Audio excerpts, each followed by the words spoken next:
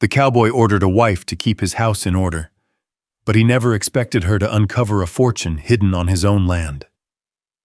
Snow whipped across Black Pine Ranch as Abigail Whitaker dropped to her knees in the frozen valley, pressing her bare hands into the dark soil, while Nathan Cole watched from the porch. The wind howled, the old barn creaked, and the woman he brought home as a simple housekeeper was digging where everyone else had given up. But what was she searching for beneath the ground? Stay with us and discover the story. The winter storm had a way of making Silver Creek disappear. By late afternoon, the small Colorado Territory town looked like a handful of wooden buildings holding their ground against a white wall of wind and snow.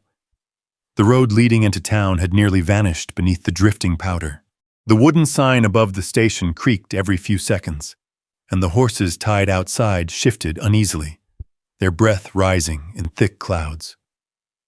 Nathan Cole stood near the platform with his hat pulled low over his eyes. He had been standing there for almost 20 minutes, not because he was impatient. Nathan Cole was rarely impatient. He simply did not like waiting.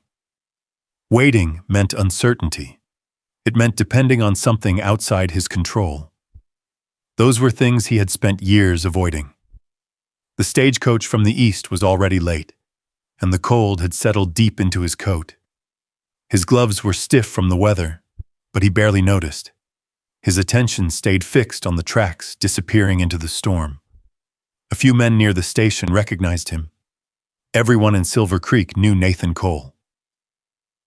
Years ago, Black Pine Ranch had been one of the strongest cattle operations in the mountains. His father had built it from nothing, and Nathan had expanded it until people spoke his name with respect.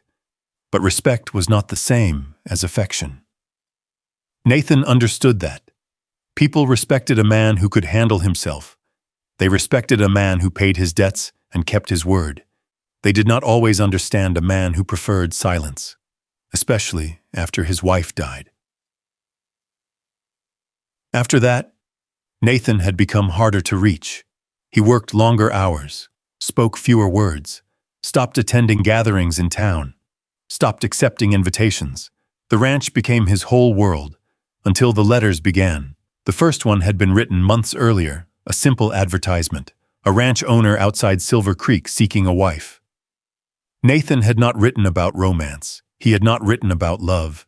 He had written about stability, a woman who could manage a household, someone who could cook, keep things organized, and bring some order back into a home that had become too quiet.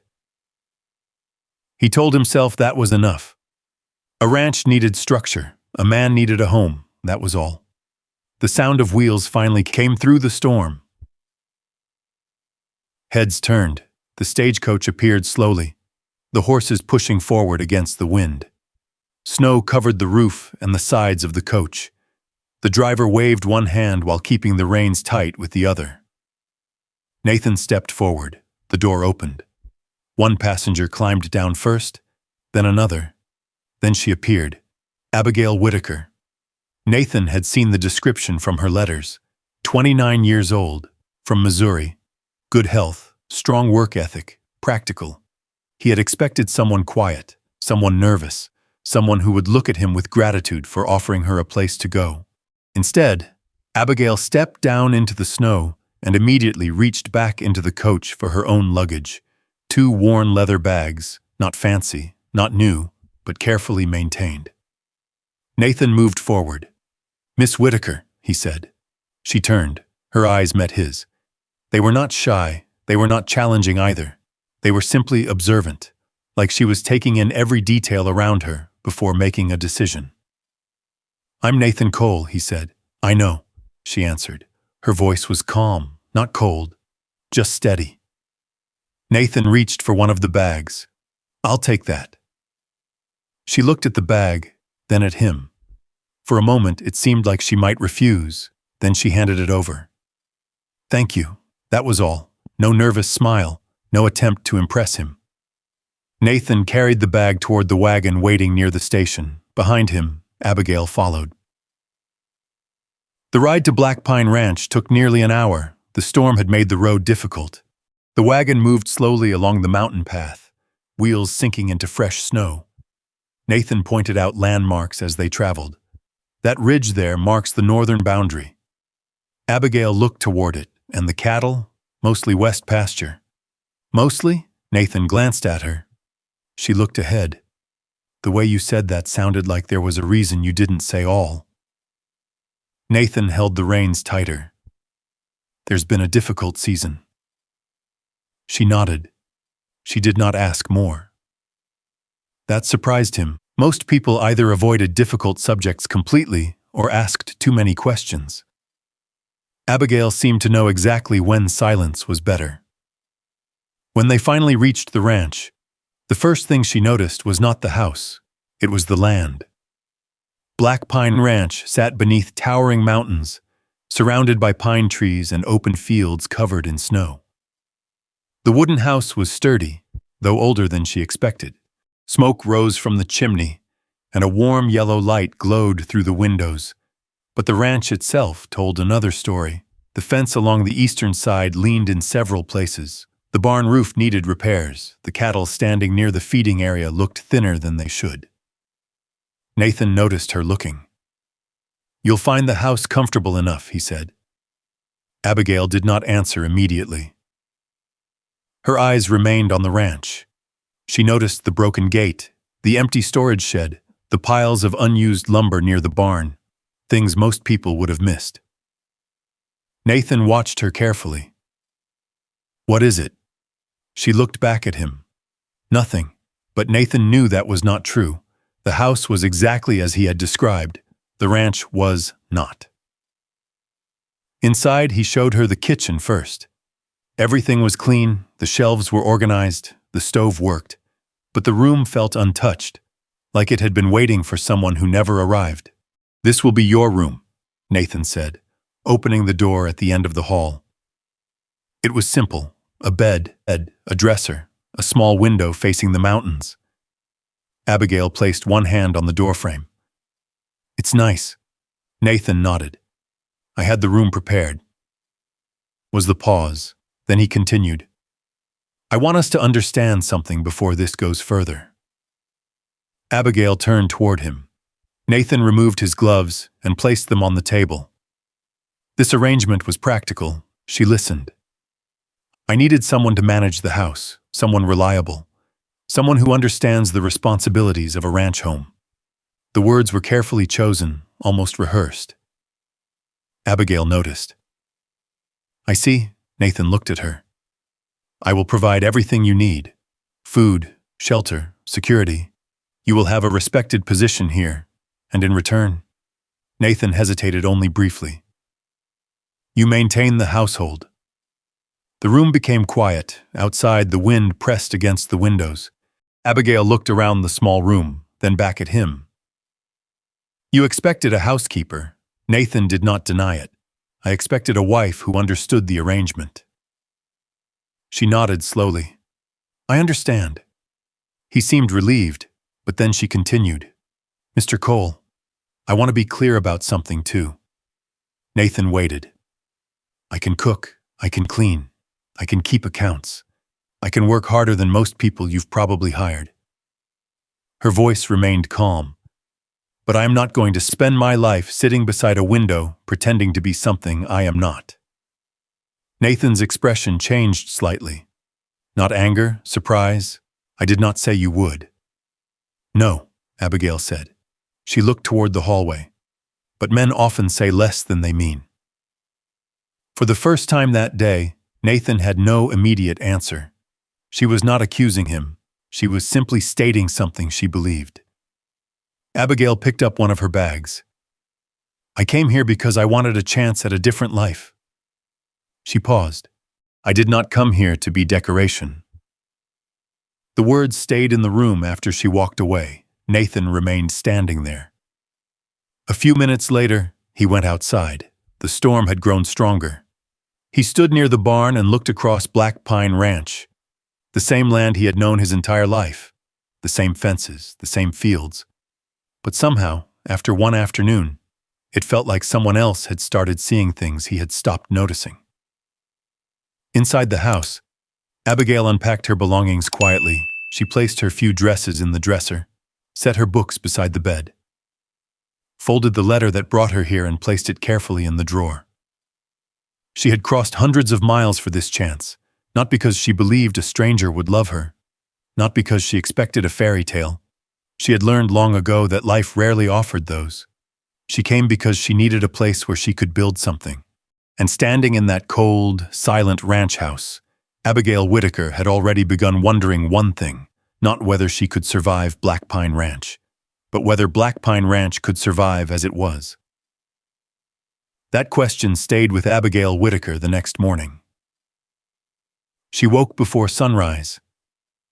Years of farm work had trained her body to rise when the sky was still dark and the world outside was quiet. Back in Missouri, she had learned that waiting for daylight meant losing valuable hours. Animals still needed feeding. Fires still needed tending. Work never cared whether a person was tired. The room was cold. Abigail pulled on her wool dress, buttoned her coat, and stepped into the hallway carrying a small oil lamp. The house was silent. Not peaceful, silent. There was a difference. A peaceful home had sounds hidden inside it.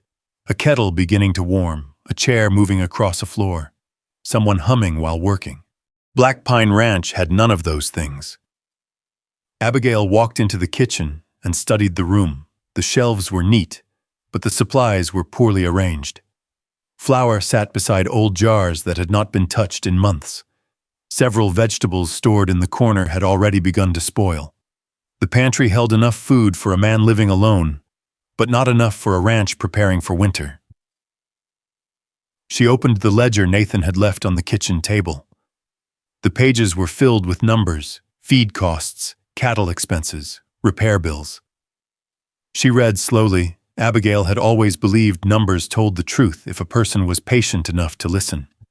And these numbers were saying something. The ranch was not simply having a bad season. It was bleeding money. She heard footsteps behind her. Nathan stood in the doorway. He wore his work shirt and heavy boots, already dressed for the morning.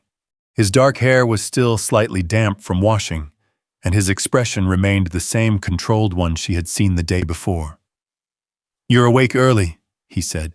"So are you. I usually am." Abigail looked back at the ledger. "You should have a better system for these accounts." Nathan's eyes moved to the open pages. "I have managed this ranch for years, I can see that." The way she said it made him pause, not insulting, not praising, just honest. Nathan walked closer. "What does that mean?" Abigail closed the ledger. "It means you have worked hard." He seemed satisfied for half a second. Then she continued, "But hard work does not always mean something is working." The room became still. Nathan looked at her.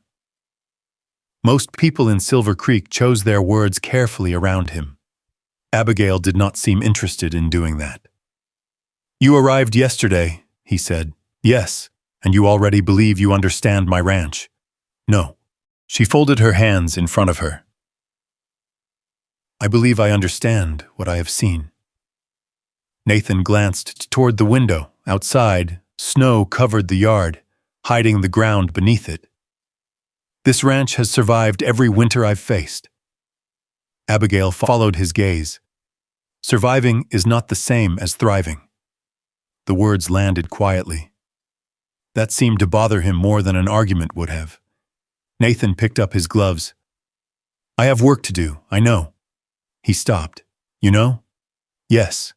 Looked toward the back door, because the fence near the east pasture needs repair before the next storm. Nathan stared at her. "You saw that yesterday.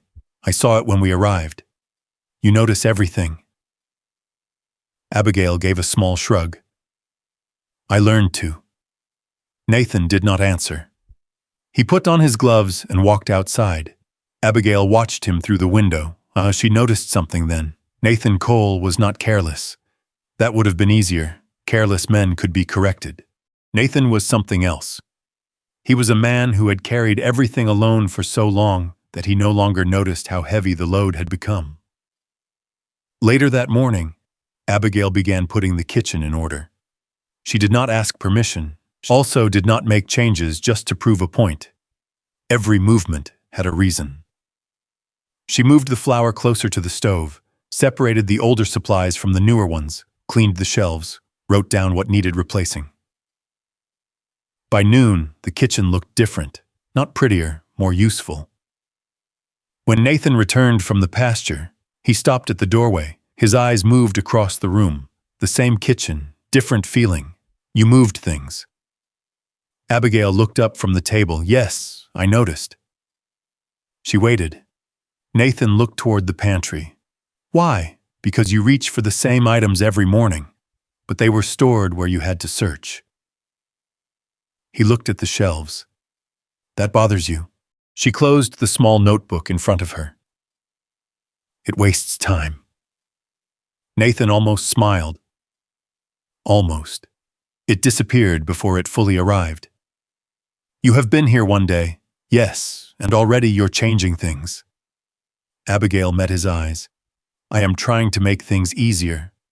For yourself, for everyone. Nathan leaned against the doorframe. You don't know everyone yet. No. Her voice softened slightly, but I know tired people when I see them. That answer stayed with him. Before he could respond, a knock came from the front door. A young man entered carrying a bundle of mail. Morning, Nathan. Samuel Cole was 18, tall and thin, with a face that still carried traces of youth despite the hard work ranch life demanded. He looked toward Abigail. For a moment, he seemed unsure what to say.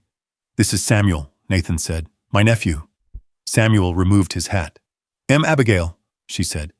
But Abby is fine, Samuel nodded. Yes, ma'am. His eyes moved briefly around the kitchen, then back to her. Something about the changes seemed to interest him. You cleaned the pantry? Abigail smiled slightly. I organized it. Samuel looked at Nathan. She already sounds like she's been here longer than a day. Nathan gave him a warning look. Samuel quickly looked away. I meant no disrespect. Abigail hid a small smile. I did not think you did. That afternoon, Abigail walked outside. She wanted to see the ranch properly, not from the wagon, not through a window. The cold air cut against her cheeks as she followed the path toward the barn. She found tools hanging in the wrong places, a broken wheelbarrow sitting unused, fence posts stacked near the wall but never repaired, small things. But small things became large problems when ignored long enough. Inside the barn, she found Samuel repairing a saddle strap. Where does Nathan keep extra leather? Samuel pointed toward a shelf. Usually there. Usually. He looked embarrassed. He moves things sometimes. Abigail glanced around. Why? Samuel smiled faintly. I think he forgets where he puts them. For the first time since arriving, Abigail laughed. It was quiet, unexpected. Samuel looked surprised. Then he smiled too. The sound carried farther than either of them realized. From outside the barn, Nathan stopped walking. He had not heard laughter in that building for a long time. He stood there for a moment. Then he continued walking. That evening, dinner was simple. Beef stew, fresh bread from the small supply Abigail had brought from Missouri, coffee. Nathan sat across from her at the table. Samuel sat at the end. The conversation was mostly practical. Weather, cattle, fence repairs. But it was different from the night before. There was sound. There was movement. There was life. After Samuel left to check the horses, Nathan remained at the table. You changed the kitchen. Abigail looked up. Yes, you changed the way Samuel works. I asked him where things were. Nathan looked down at his coffee. He doesn't usually talk much, neither do you. That made him look at her. For a moment, neither spoke. Then Abigail looked away. I did not mean that as criticism, I know. Nathan's voice was quieter. The answer surprised her. She expected resistance. Instead, he simply accepted it. Outside, wind moved through the trees. Nathan stood. I will be gone early tomorrow. Checking cattle? Yes, bring back the supply receipts. He stopped. What? The receipts from the feed supplier? Why? Because I want to understand where the money is going. Nathan studied her. You plan on checking every part of this ranch? No. She looked at him. Only the parts that are struggling. For several seconds, Nathan said nothing. Then he picked up his coat. Good night, Abby. It was the first time he used the shorter name, small, almost unnoticed. But she noticed. After he left, Abigail sat alone at the kitchen table. She looked around the room. Yesterday, this house had felt like a place waiting to be abandoned. Tonight, it felt like something else. Not a home yet, not close, but perhaps a beginning. Outside, Nathan stood near the barn watching the lights from the kitchen window. He had spent years believing nothing on Black Pine Ranch needed to change. Now, after only 2 days, one woman had walked through his home and found problems he had learned to ignore. That should have irritated him. Instead, it bothered him because part of him knew she was right. And Nathan Cole had spent a lifetime avoiding one thing more than anything else: admitting when someone else saw the truth before he did. The thought bothered him more than he wanted to admit. It followed him the next morning while he rode the eastern fence line. The sky was clear after the storm, but the mountains still held the cold. Snow rested heavily on the pine branches, and the only sounds were the steady rhythm of his horse's steps and the occasional crack of ice breaking beneath the wind. Nathan checked every fence post carefully. That was what he did. He fixed what was broken. He handled what needed handling. He did not stop to wonder why things had become harder than they used to be. A ranch demanded attention. A ranch did not care about a man's feelings. At least, that was what he had always told himself. But now there was someone inside his house who noticed things. Someone who looked at a broken fence and did not simply walk past it. Someone who opened a ledger and saw problems he had learned to ignore. Nathan did not know if that made Abigail Whitaker useful or dangerous, maybe both. By the time he returned to the ranch, the sun was already high enough to soften the snow around the biles. Smoke rose from the chimney. The sight should have felt ordinary. It did not. For years, Nathan had returned to a quiet house, a cold stove, an empty kitchen. Now, before he even stepped inside, he could smell coffee. He stopped near the porch for a moment. A small thing, a simple thing, but he had forgotten what it felt like to have someone expecting him home.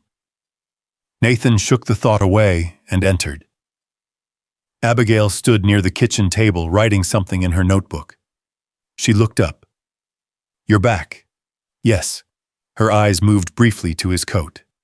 You were outside longer than expected. I checked the south pasture, too. She nodded.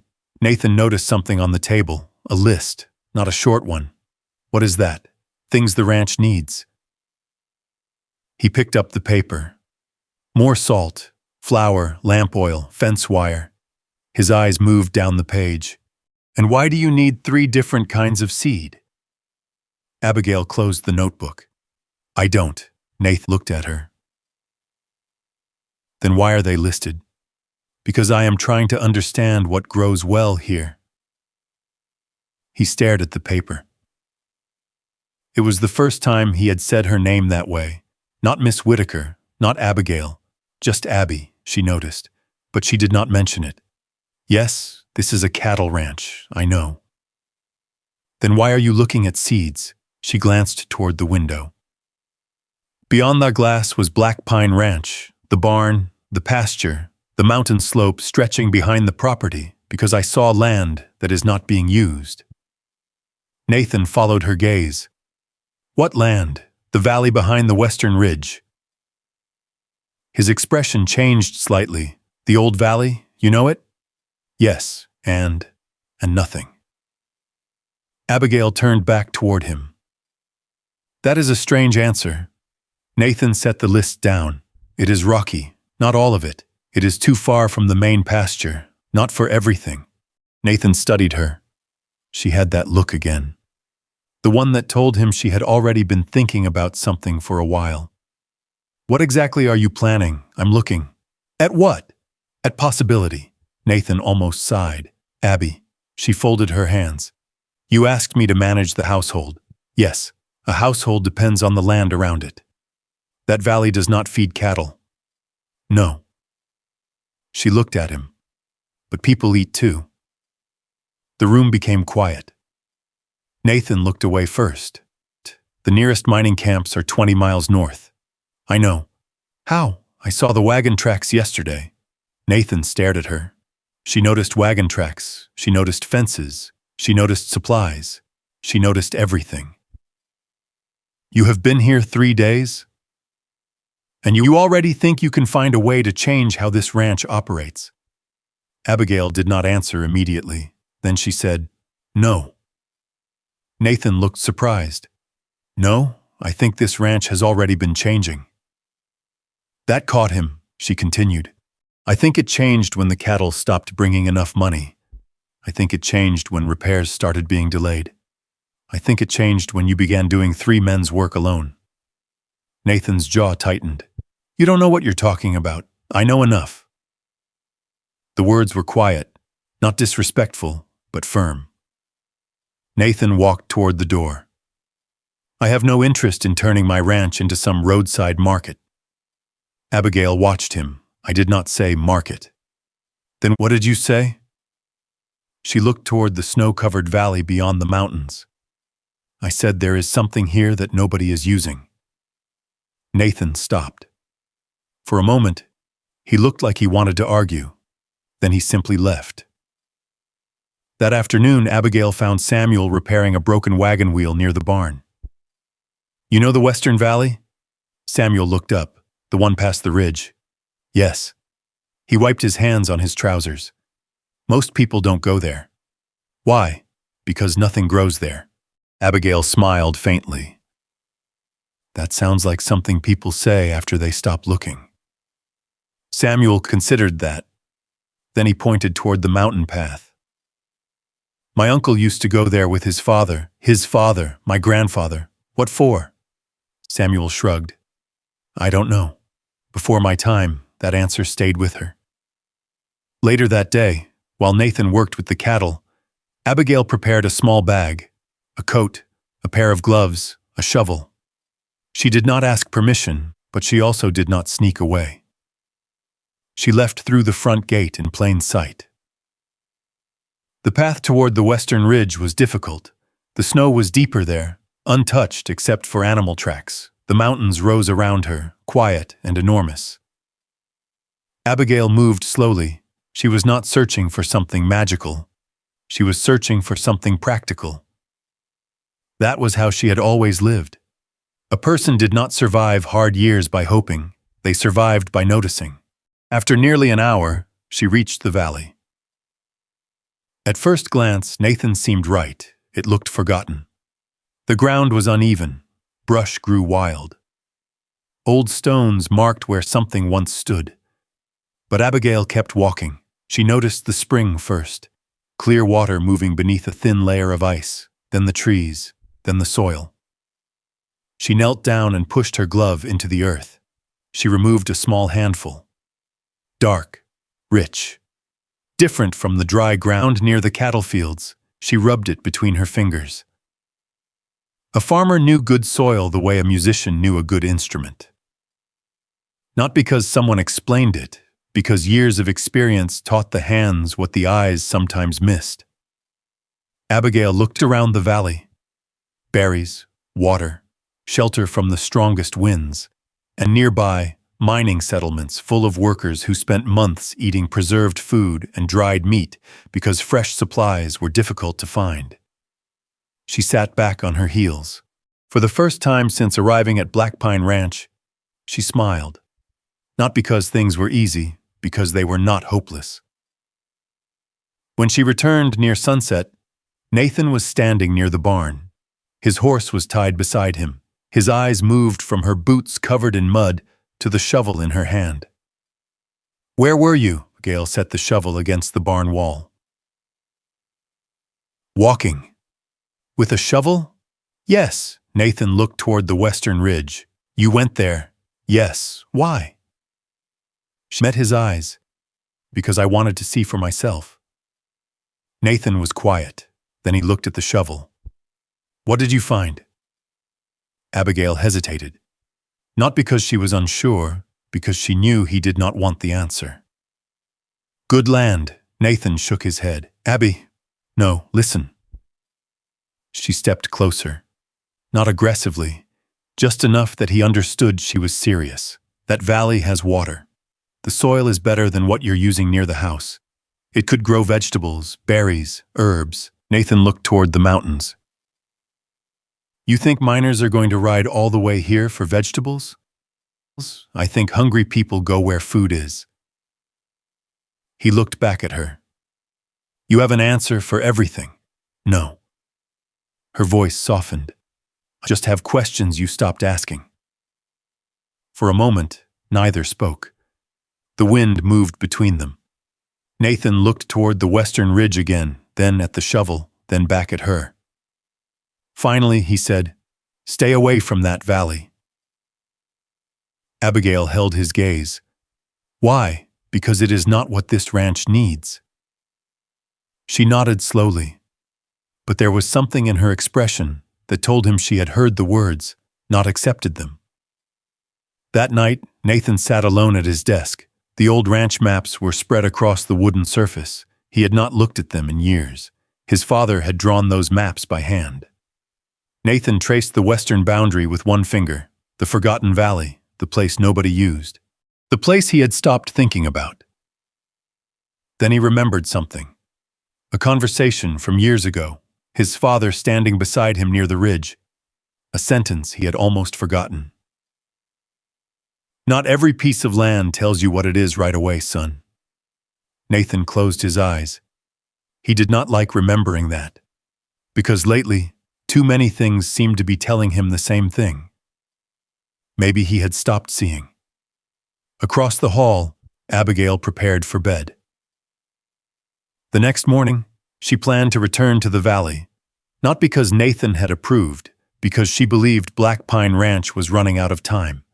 And sometimes, when a person had nothing left to lose, they finally became brave enough to begin.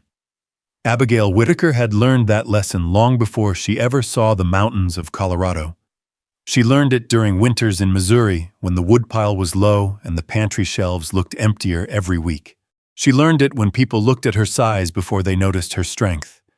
She learned it when doors closed quietly because someone decided she was not the kind of woman they wanted around. The difference was, those moments had taught her something useful. A person could spend years waiting for someone else to recognize their worth. Or they could put their hands to work and build something that could not be ignored. The next morning, Abigail woke before Nathan.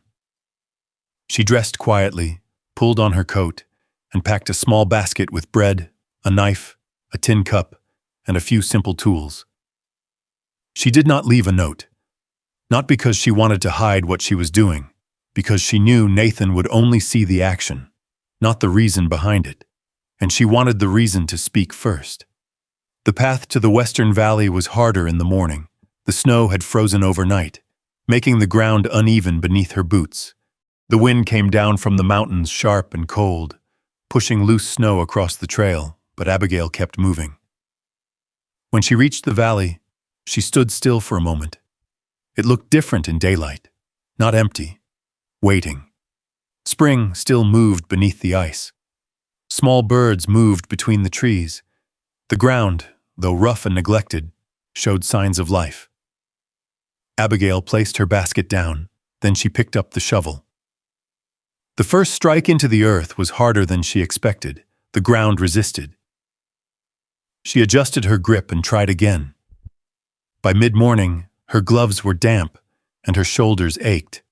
But when she turned over the first patch of soil, she saw exactly what she had hoped for. Dark earth, rich earth, the kind of soil a farmer remembered. She knelt down and pressed her fingers into it. "You were just waiting," she whispered. The valley did not answer. but it did not need to. Abigail understood things that did not speak. By noon, she had cleared a small section. It was not much, a few feet of ground, a beginning. That was enough. She marked where rows could go. She thought about what would grow quickly, what miners would buy, what travelers would need.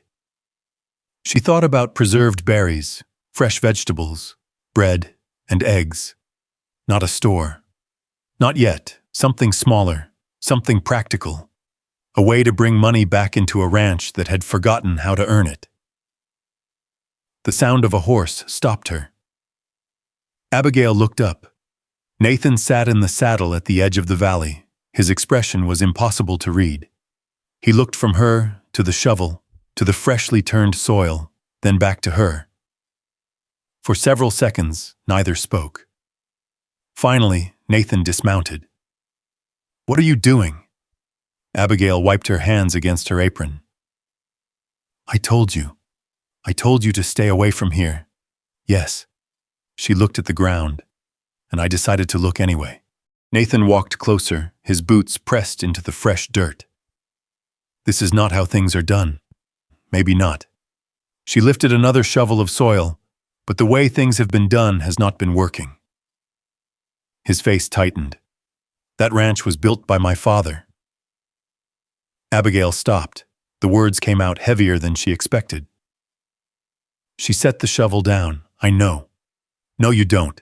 Nathan looked around the valley. "My father spent 30 years building Black Pine Ranch. Every fence post, every building, every acre." His voice remained controlled.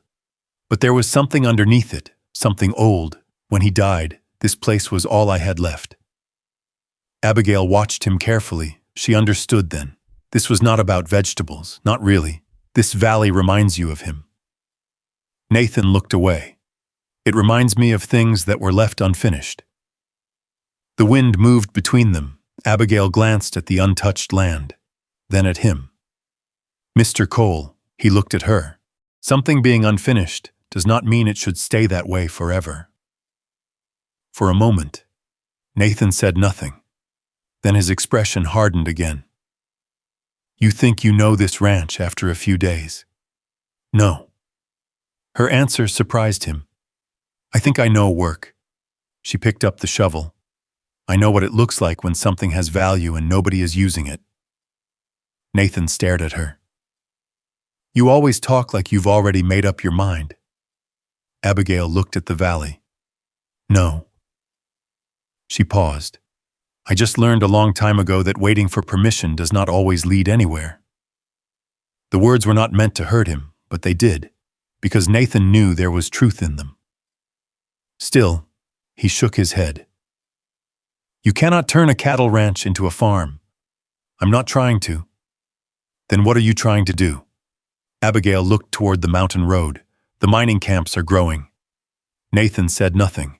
"Those men work hard. They spend weeks away from home. They buy supplies because they have no other choice." She pointed toward the valley. "This land can provide something they need." Nathan looked at the soil, then the spring, then the mountain trail leading toward the settlements. For just a moment, Abigail saw uncertainty cross his face, then it disappeared. "You are tearing apart the way my father ran this ranch." "No." She stepped closer. "I'm trying to stop it from falling apart." The silence afterward was long. Nathan looked at her, really looked at her, not at her dress, not at the fact that she was different from what he expected. At her, a woman standing in the cold with dirt on her hands, defending a piece of land she had known for less than a week. Finally, he took the shovel from her. Abigail blinked. For a second, she thought he was angry. Then he turned and pushed the blade into the ground. One motion, then another. She watched him. "You're helping?" Nathan did not look at her. "I'm making sure you don't hurt yourself using a shovel wrong." A small smile touched her face. "You think I don't know how to use a shovel? I think you are stubborn. So are you." Nathan looked at her.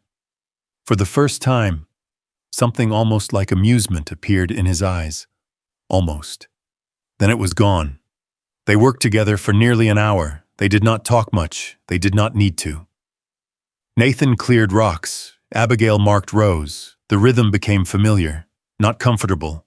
Not yet, but familiar. By late afternoon, the first small section of ground had been prepared. It was not a garden, not yet, but it was no longer untouched.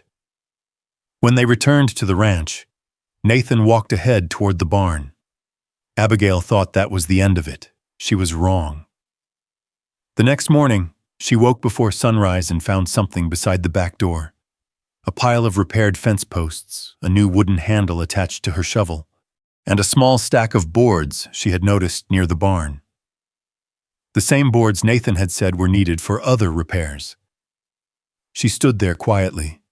She did not ask who moved them. She already knew. Later that day, Samuel saw the materials. Uncle Nathan fixed those? Abigail looked toward the barn. Yes, Samuel smiled slightly. That means he believes you. Abigail shook her head. No. She picked up the shovel. It means he is thinking. Samuel looked confused. What is the difference? Abigail smiled faintly. A big one. That evening, Nathan sat at his desk again. The old ranch maps were still there. But this time, he did not look only at the cattle fields. His eyes moved toward the western valley, the forgotten piece of land, the place he had ignored for years. He reached into a drawer and pulled out an old notebook belonging to his father. Inside were notes about weather, cattle, and the land. Near the back was a single sentence, a sentence Nathan had not read in years. Good land does not stop being good just because people stop noticing it. Nathan closed the notebook. Outside the window, he saw Abigail crossing the yard. She carried a basket of supplies. Her pace was steady, her shoulders straight. She looked like someone who had already decided tomorrow would be another day of work. And for reasons Nathan did not fully understand yet, that sight bothered him less than it should have, because somewhere between the argument and the silence afterward, the woman he expected to control had become the first person in years who made him consider changing. Nathan Cole did not wake up one morning and suddenly become a different man. That was not how people changed. Not in the mountains, not on a ranch, not after years of carrying the same habits like an old coat that had become too familiar to throw away. But small things began happening. Things he noticed, things he pretended not to notice. The first was the garden. 3 days after he helped Abigail prepare the valley, he found himself riding there before checking the cattle. He told himself it was because he needed to inspect the fence line nearby. That was reasonable, necessary. But when he arrived, Abigail was already there. Her coat was buttoned tightly against the morning cold. Her hair was pinned beneath a wool scarf, and her gloves were covered in dirt. She was kneeling beside the ground, carefully placing seeds into the rows they had prepared. Nathan sat on his horse for a moment. She looked different there, not because the mountains changed her, because she looked like she belonged, like she had not arrived at Black Pine Ranch as a stranger, like she had found a piece of the land that had been waiting for her. Abigail looked up. You're checking the fence. Nathan looked towards the far side of the valley. Yes. She glanced at the fence, then back at him. You checked that yesterday. Nathan paused. I wanted to check it again. A small smile appeared at the corner of her mouth. She did not tease him. That surprised him. Instead, she returned to the seeds. Nathan dismounted. What are you planting? Things that can handle the weather. That does not answer the question. She looked up. Radishes, lettuce, herbs. Nathan glanced over the small garden. You actually believe this will work? Abigail pressed another seed into the soil. I believe it has a better chance than doing nothing. Nathan had no answer for that. So he helped repair the fence, and neither of them mentioned that it was the first morning they had worked side by side without arguing. Over the next few weeks, Black Pine Ranch slowly began to feel different, not successful, not yet, but different. Abigail started with what she knew. She kept careful notes, every expense, every purchase, every pound of flour, every jar of preserved berries. She turned a small corner of the kitchen into an office. Nathan noticed the change one evening when he came inside and found papers neatly stacked beside her coffee cup. "What are those? Accounts?" He picked one up. "You keep track of all this?" "Why?" She looked confused. "Because money disappears quickly when nobody watches it." Nathan looked at the page. She had written down expenses he had never considered. Small purchases, waste, unnecessary costs. Things that seemed insignificant by themselves. Together, they told a story, and Nathan did not like the story because Abigail was right. The ranch had been losing money through hundreds of small cuts, not one large mistake, many small ones. The realization bothered him, but not because she was wrong, because she was right. One afternoon, Abigail walked to the barn carrying a basket. Samuel was there repairing a harness. "What's that?" he asked. "Food. For who?" "For the men working near the northern road." Samuel looked toward the mountain pass. "The miners?" Yes, Nathan had mentioned the growing camps before. Men came through the area looking for work and supplies. Many stayed for months, many had money, but few had access to fresh food. Samuel looked at the basket. "What are you thinking?" Abigail smiled. "I'm thinking hungry people are usually interested in eating." Samuel laughed. It surprised him. He looked toward the house. "You really think Uncle Nathan will agree?" Abigail adjusted the basket handle. "I think Mr. Cole will disagree first." Samuel smiled. "That sounds more like him. The first sale happened almost by accident. A group of miners traveling back toward their camp stopped near the ranch gate. They were tired, cold, looking for supplies. One of them noticed the baskets Abigail had placed near the porch. "Are those for sale?" Abigail stepped outside. "Yes." The man picked up a small bundle of dried berries. "How much?" she told him. He paid without arguing. Then another man bought bread, then another bought vegetables. By sunset, the small amount Abigail had prepared was gone. She stood near the empty baskets, not celebrating, not jumping, just thinking. Nathan returned as the sun disappeared behind the mountains. He found her sitting at the kitchen table with a few coins beside her. "What happened?" Abigail looked up. "People bought food." He looked at the coins. "How much?" she told him. Nathan picked up one coin and turned it between his fingers. "That was today, yes." He looked toward the window. Outside, the ranch was quiet, but something had changed. "You sold food from the ranch?" "Yes." Nathan looked at her. Without asking, Abigail waited. The old Nathan would have been angry. The old Nathan would have focused on what she did wrong. But this time, he only looked at the coins.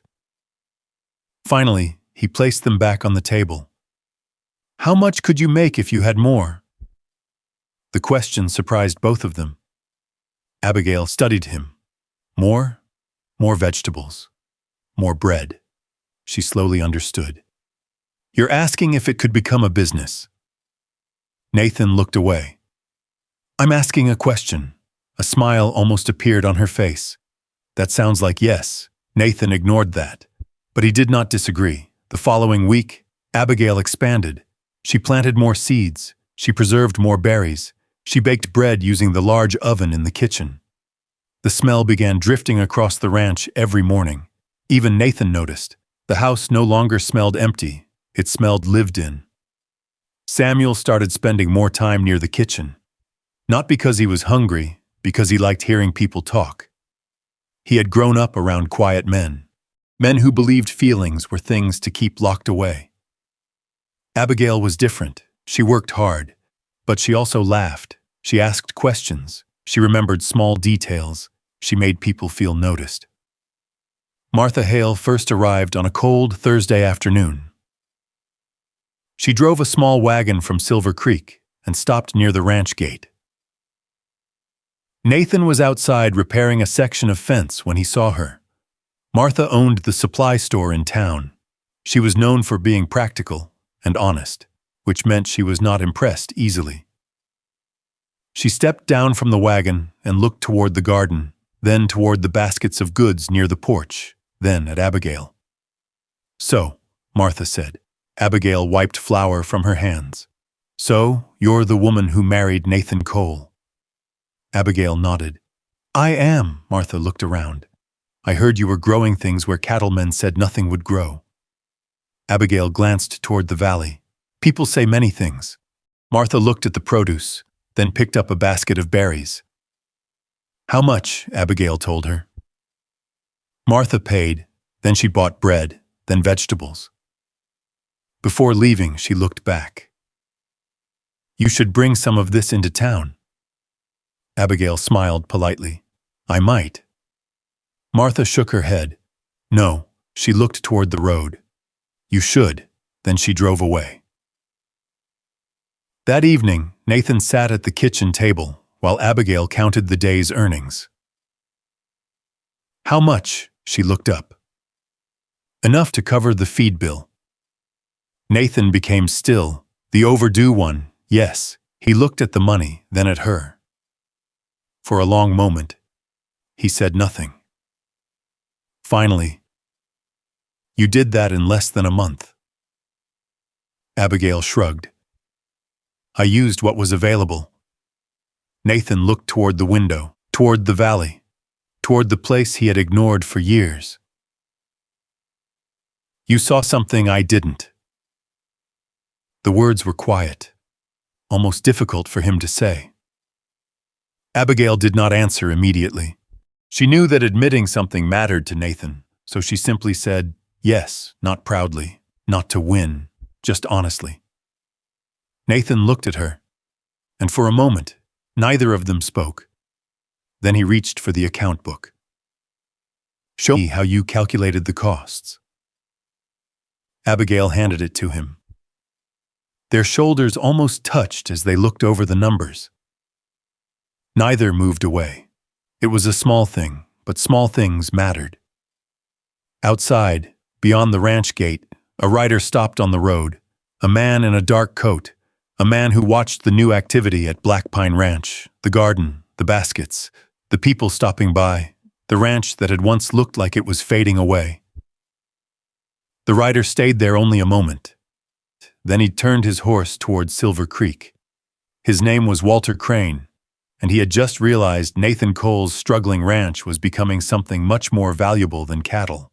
Walter Crane was the kind of man who noticed changes before most people did. That was how he had built his fortune, not by working harder than everyone else, by seeing opportunities before they became obvious. He owned the largest mercantile operation in Silver Creek. His warehouses held grain, tools, feed, and supplies that nearly every rancher in the area depended on. If a farmer needed equipment, Walter knew. If a rancher needed credit, Walter knew. If someone was struggling, Walter usually knew before the person admitted it, and for years, Black Pine Ranch had been one of those struggling places. Nathan Cole had been distracted, isolated, too proud to ask for help. Walter had watched it happen from the distance. He had expected the ranch to eventually be sold. Instead, a woman arrived from Missouri with 2 bags and started changing everything. Walter did not like surprises, especially ones that came from someone he had never considered important. The next morning, he rode towards Black Pine Ranch. He wore a dark wool coat, polished boots, and gloves that had probably cost more than some families earned in a month. He looked like a man who belonged in a city office, not a mountain trail. But Walter knew how to move anywhere. That was one of his strengths. When he reached the ranch gate, he slowed his horse. The change was obvious. A few months earlier, the place had looked tired. Now there were people coming and going. A wagon sat near the house. Fresh vegetables were stacked beneath a small wooden shelter. The smell of bread carried through the cold air. Walter looked toward the garden, then toward the woman standing there, Abigail Whitaker. He had expected someone different, perhaps someone desperate, someone who would be grateful for any opportunity. Instead, she stood in the snow with her sleeves rolled up, speaking with a miner who had stopped to buy supplies. She listened carefully, answered clearly, and when the man left, she counted the coins before placing them into a small wooden box.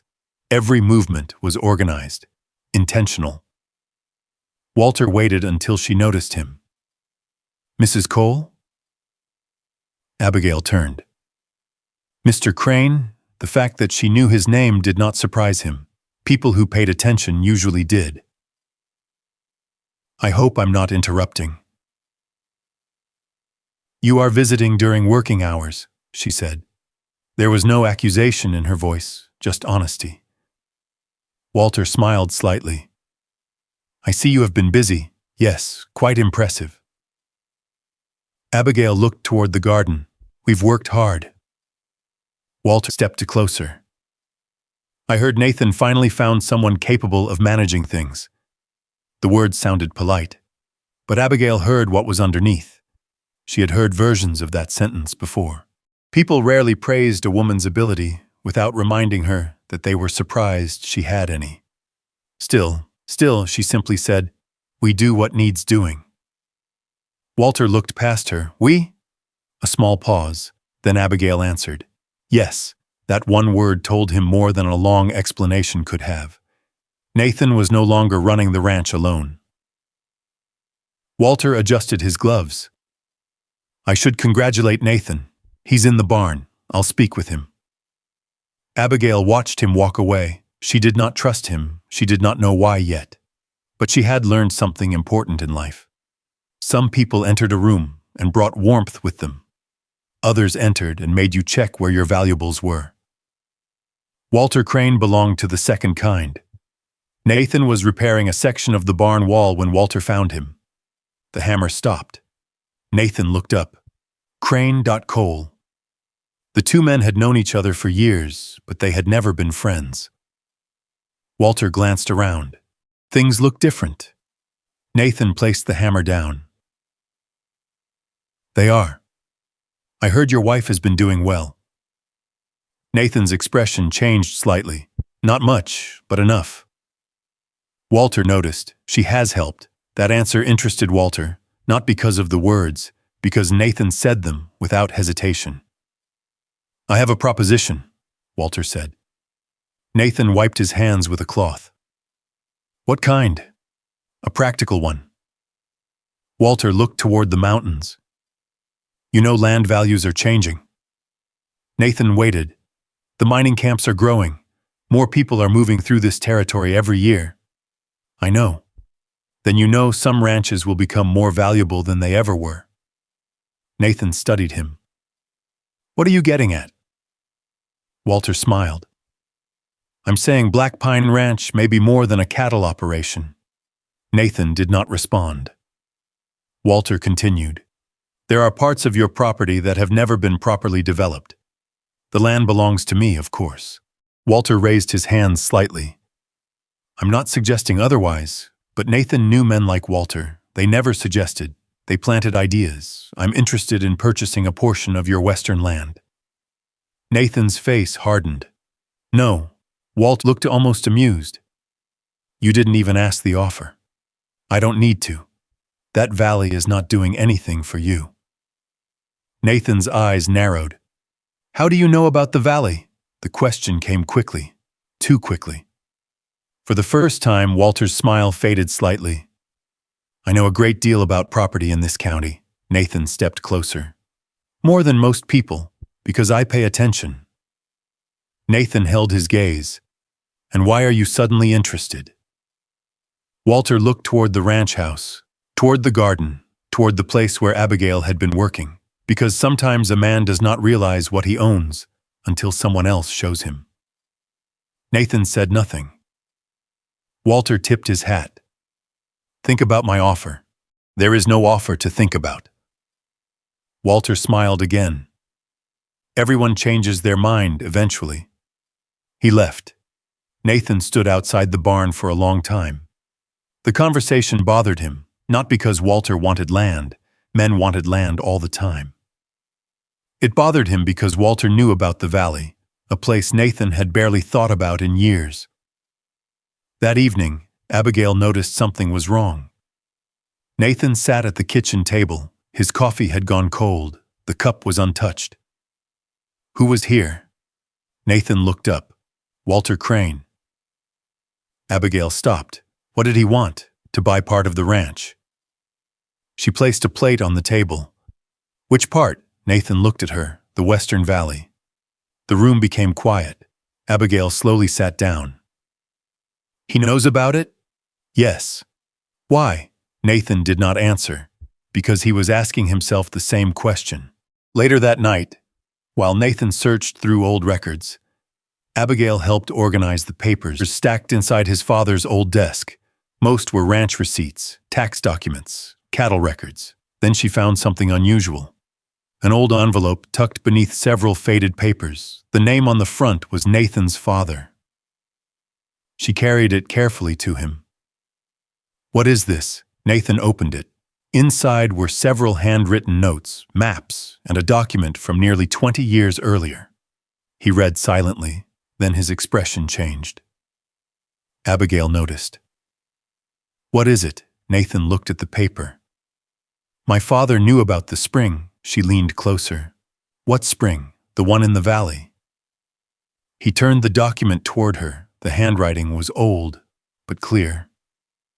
His father had recorded the location of the natural spring and noted the quality of the surrounding land, not for cattle, for crops, for future development.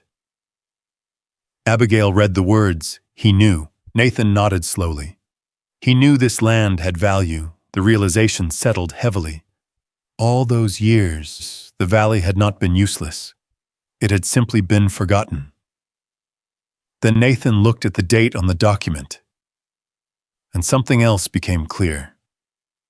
The first supply problems, the sudden increase in costs, the offers from certain buyers, they had started around the same time. Abigail looked at him. What are you thinking? Nathan folded the document carefully. I'm thinking maybe this ranch did not struggle by accident. Outside, the wind moved through the trees. The mountains stood silent around Black Pine Ranch. But inside the house, something had shifted. For years, Nathan believed he had lost control because he had been unlucky. Now he wondered if someone had been waiting for him to give up.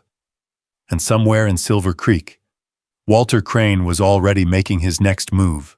Nathan Cole had spent most of his life believing that a man's problems were his own responsibility. If a fence broke, repair it. If cattle wandered, bring them back. If money became tight, work harder. That was how his father had taught him. That was how Nathan had survived. But sitting at his desk that night with his father's old papers spread across the wood, he began seeing things differently. The numbers were there, the dates, the changes, the small problems that had appeared one after another until Black Pine Ranch started losing ground. Feed prices rising faster than other ranches, supply costs increasing without explanation. Buyers offering less for cattle while charging more for everything else. Nathan had always thought he was simply unlucky. Now he wondered if someone had counted on him believing that. The next morning, he rode into Silver Creek. Abigail wanted to come. He knew she did. He saw it in the way she looked at the papers on the table while he prepared his coat. But he also knew what he was thinking before she said anything. I'm going alone, Nathan said. Abigail stopped near the kitchen counter. I did not ask. You were going to. She looked at him for a moment. Then she looked away. That is not the same thing. Nathan paused. She was right, again. He adjusted his gloves. This involves men who may not care who gets hurt. Abigail's expression changed slightly. Not anger. Something quieter. You mean me? Nathan did not answer quickly enough. That was answer enough. Abigail folded the cloth she was holding. Mr. Cole, Nathan looked at her. I came here knowing I might not be wanted. The words caught him. I came here knowing this marriage was an arrangement. I accepted that. She stepped closer. But I did not come here to stand in a corner while you handle everything alone. Nathan looked down. He knew she was not asking for permission. She was asking to be seen. I am trying to protect you. Abigail held his gaze. Her voice was calm. You are trying to protect yourself from having someone beside you. The room went quiet. Nathan had no response, because somewhere deep inside, he knew there was truth in those words. But knowing something and accepting it were different things. I'll be back before dark, he said. Then he left. Abigail watched him ride away. She did not call him back. She did not argue. But she stood there long after he disappeared down the road. Because she had learned something about Nathan Cole. He was not a cruel man. He was a wounded one. And sometimes wounded people could hurt others without ever meaning to. Silver Creek looked different from the saddle. The town was small but busy. The general store stood beside the blacksmith shop. The hotel near the main road had smoke rising from the chimney. Men walked in and out carrying supplies for the mining camps. Nathan tied his horse near the courthouse and entered the records office. The clerk behind the desk looked up. Nathan Cole, the man recognized him immediately. Been a while, yes. You need something? Nathan removed his gloves. I need records on supply purchases from the last 3 years. The clerk frowned. Those are a lot of records. I know. The clerk studied him, then nodded. Give me an hour. Nathan spent that hour sitting at a wooden table under a window that rattled every time the wind moved through town. He looked through receipts, invoices, bills. At first, everything seemed normal. Then he found something. A pattern, small increases, different suppliers, same result. The prices always moved in Walter Crane's favor. Nathan leaned back, his jaw tightened. A voice behind him said, You look like a man who found something he didn't want to find. Nathan turned. Martha Hale stood there holding a basket. She owned the supply store near the edge of town. Nathan knew her. Everyone did. Martha was the kind of person who heard everything and forgot nothing. Martha. She placed the basket on the table, looking at Crane's numbers. Nathan said nothing. That was enough. Martha sighed.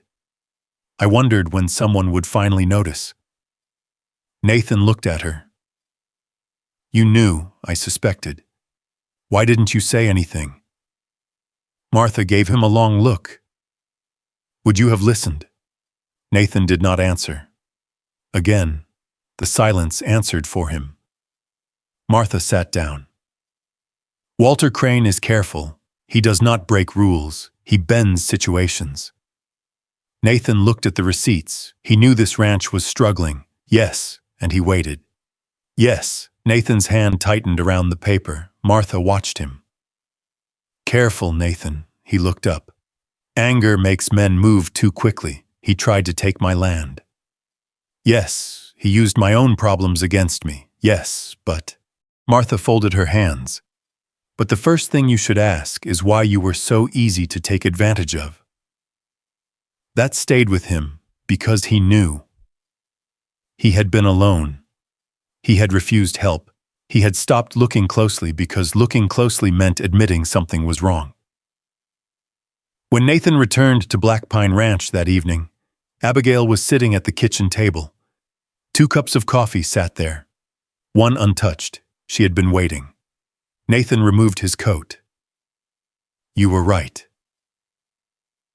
The words surprised her, not because she wanted to hear them, because she knew how difficult they were for him to say. About what? The accounts. He placed the papers on the table. About everything. Abigail looked through the documents. She did not smile. She did not say she told him so. She simply read. After several minutes, she looked up. What are you going to do? Nathan pulled out the chair across from her. I don't know yet. It was the first time he had admitted that. Abigail noticed. "What did you find in town?" He explained. "Walter, the prices, the supplies, the land." When he finished, the kitchen was silent. Then Abigail said, "We need to move carefully." Nathan looked at her. "We?" She held his gaze. Yes, that one word carried more weight than he expected. Nathan looked away. "I don't want you involved." Her expression changed. Not anger, disappointment, a much harder thing for him to see. "You still think this is your battle. It is dangerous. So is running a ranch. That is different." "Why?" Nathan opened his mouth, then stopped, because he did not have an answer. Abigail leaned back. "You brought me here because you needed someone to help carry the weight of this place." Nathan was quiet. "But every time I reach for that weight," she continued, "you remind me it belongs to you." The words hurt because they were fair. Nathan looked at the table. For years, he had believed protecting people meant keeping them away from trouble. But maybe sometimes it only made them feel unwanted. That night, he slept poorly. The next morning, Abigail found him already dressed before sunrise. He was preparing to ride again. She entered the kitchen carrying a cup of coffee. Without speaking, she placed it beside him. Nathan looked at it, then at her. "Thank you," a simple thing, but Abigail noticed, because Nathan Cole was a man who rarely said thank you. She nodded. "I made a list of questions for Walter." Nathan looked at the papers in her hand. "You made a list?" "Yes," he almost smiled. "Almost. What kind of questions?" "The kind that require answers." For a moment, they simply looked at each other. Then Nathan reached for the papers. He did not tell her no. He did not tell her to stay behind.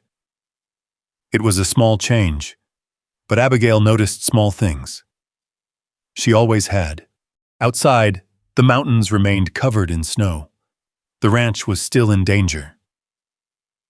Walter Crane was still watching.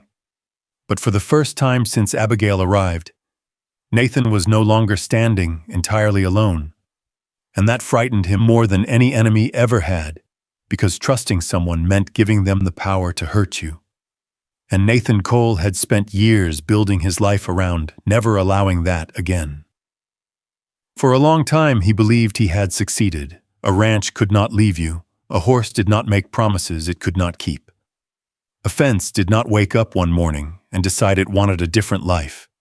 People were different. People could disappear. People could become memories. Nathan had learned that lesson once, and he had built everything around making sure he would never learn it again. But Abigail Whitaker had a way of making walls feel less like protection and more like a prison. And that was what scared him.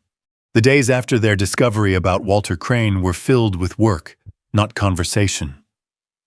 Work rode into town twice more, collecting records and speaking quietly with people who had dealt with Walter's business practices. Abigail stayed at the ranch, keeping the garden running, managing supplies, and writing down every detail that might matter. They worked together, but they were not truly together. Not the way they could have been. Nathan still held something back. Every time Abigail offered an idea, he listened. Every time she asked a question, he answered. But when the conversation reached the point where he needed to trust her completely, he stepped away. She noticed. Of course she noticed. Abigail noticed everything.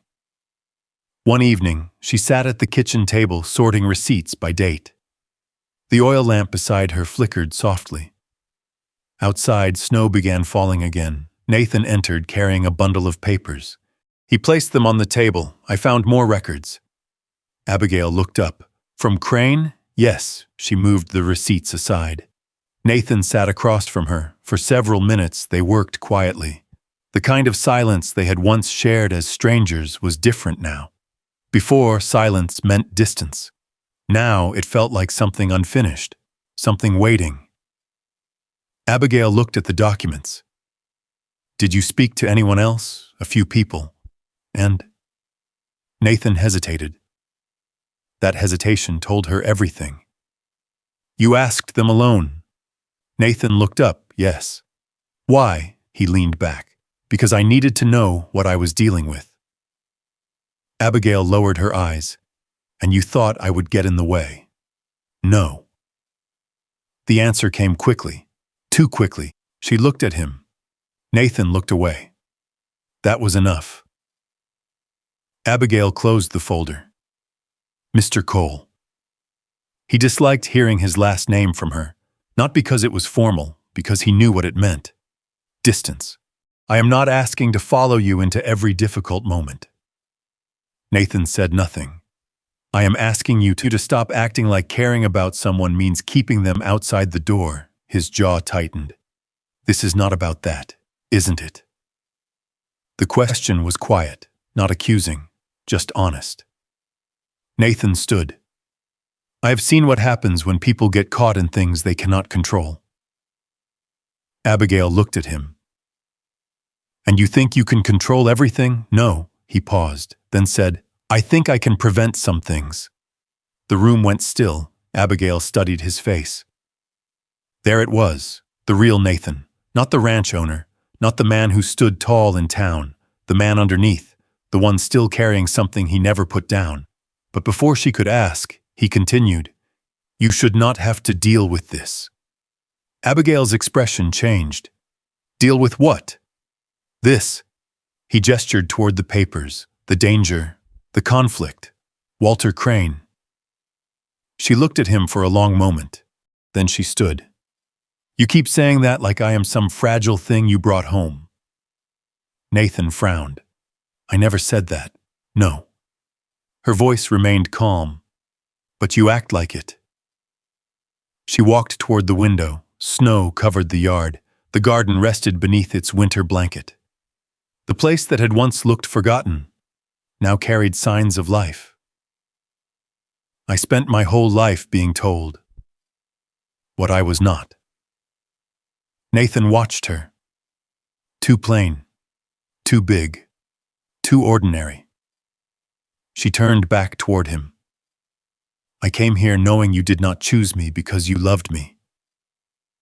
The words landed harder than she intended. Nathan looked down. I understood that. A long silence followed. But I thought, she continued, that maybe if I worked hard enough, if I proved myself, eventually you would see me as someone standing beside you. Nathan opened his mouth. Nothing came out, because he did see her. That was the problem. He saw her too clearly now, and losing her felt possible. That was what frightened him. You should leave. The words surprised even him. Abigail became still. Nathan looked away, before this becomes worse. For several seconds, the only sound was the wind against the window. Abigail's face did not break. That somehow made it harder. Leave. Nathan swallowed. You could go back to Missouri. She nodded slowly, not because she agreed, because she understood. You are afraid. Nathan looked at her. I am being practical. No, her voice softened. You are afraid. He looked down, and that was when Abigail understood something painful. Nathan was not sending her away because he did not care. He was sending her away because he cared enough to imagine losing her. But knowing that did not make the words hurt less. She walked to her room. Nathan remained standing in the kitchen. A few minutes later, he heard drawers opening, not loudly, not angrily, just quietly, the sound of someone preparing to leave. And somehow that sound was worse than any argument. The storm arrived that night. By sunset, the road to Silver Creek had disappeared beneath heavy snow. The mountains vanished behind clouds. The ranch became isolated. Abigail packed slowly. She folded her dresses carefully, wrapped her books in cloth, placed her few personal belongings back into the same bags she had carried when she arrived. The same bags Nathan had picked up at the station. The same bags she had carried through the snow without waiting for anyone. She stopped when she found the letter. The marriage advertisement. The reason she came. She read it once, then folded it. Not with anger, with acceptance. Nathan stood outside her door for several minutes before knocking. Abby. No answer. He knocked again. I did not mean. He stopped, because he did not know how to finish. He had spent years learning how to survive, not how to apologize. The door opened. Abigail stood there holding one of her bags. Neither of them spoke. Finally, Nathan said, "The storm will pass in a day or two." "I know. You could wait until then." She looked at him. "I was planning to."